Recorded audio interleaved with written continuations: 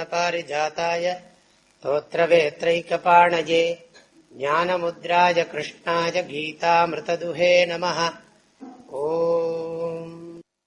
चिदानन्देन कृष्णेन प्रोक्ता स्वमुखतोऽर्जुनम् वेदत्रयी परानन्दा तत्त्वार्थज्ञानसंयुता।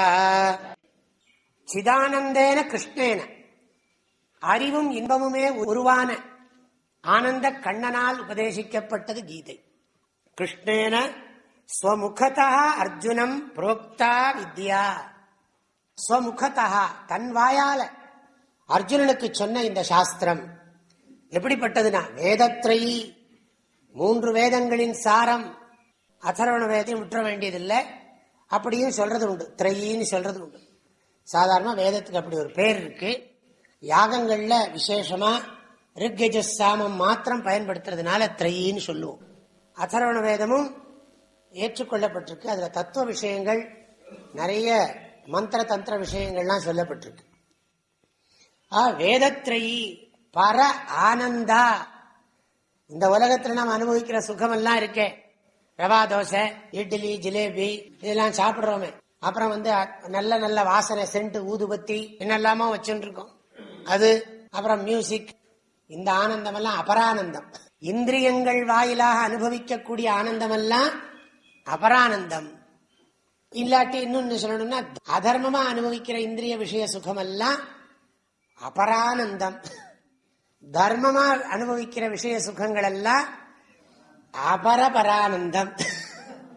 அதுல கொஞ்சம் கிரேடு கூட, அவ்வளவுதான்.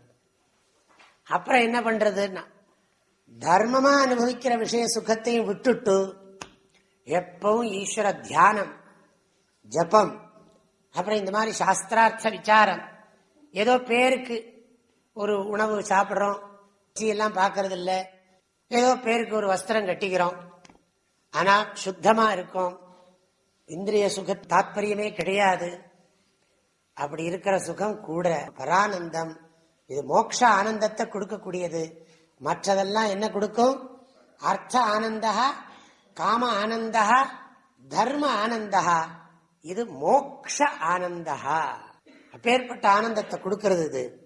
வேதத்ரயி பரானந்தா எப்படிப்பட்டதுன்னா, தத்துவ அர்த்த ஞான சம்யுதா. தத்துவார்த்த ஞானத்தோட கூடினது. நம்முடைய மனசை பக்குவப்படுத்திக்கிறதுக்கான யோக சாஸ்திரமாகவும், உண்மையை உணர்த்தக்கூடிய தத்துவ ஞான சாஸ்திரமாகவும் ஒரே நேரத்தில் கீதை ஒர்க் பண்றது என்பதுதான் இதனுடைய பொருள். தத்துவார்த்த ஞான சம்யுதா. அடுத்த ஸ்லோகம். யோஷ்டாதசஜபோ நித்யம் நரோ நிஷ்சல மானசஹ ஞான சித்திம் சலபதே ததோ யாதி பரம் பதம். எவனொருவன் தினந்தோறும் 18 அத்தியாயங்களையும் அசையாத மனதோடு பாராயணம் பண்ணுகிறானோ அவனுக்கு ஞான சித்தி ஏற்படுகிறது. அவன் நிச்சயமாக பதமாகிய மோட்சத்தை அடைகிறான் என்பது இந்த ஸ்லோகத்தின் கருத்து. தினந்தோறும் 18 அத்தியாயங்களையும் உலக விஷயங்களில் செல்லாத மனதை கொண்டு பாராயணம் செய்தால், அர்த்தம் தெரியாமல் பாராயணம் செய்தால் அர்த்தம் தெரிந்து கொள்ளுகின்ற பாக்கியம் கிடைக்கும். அர்த்தம் தெரிந்து கொண்டு பாராயணம் செய்தால் ஞான சித்தி ஏற்படும் என்பது கருத்து.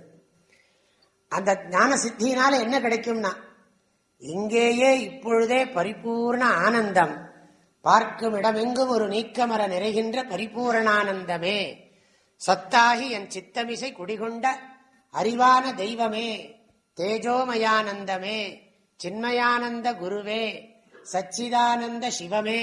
தாய்மானவர் பாடி வச்சிருக்கார். அண்டபகிரண்டமும் அடங்க ஒரு நிறைவாகி ஆனந்தமான பரமே. இப்படி தாய்மானவர் பாடல்கள்ல நாம பார்க்கக்கூடிய தலைப்புகள், கடைசி வரிகள், அதெல்லாம் தான் நம்ம நினைச்சு பார்க்கணும். அந்த ஞானம் கிடைச்ச மாத்திரத்துல ஒரே ரிலீஃப்.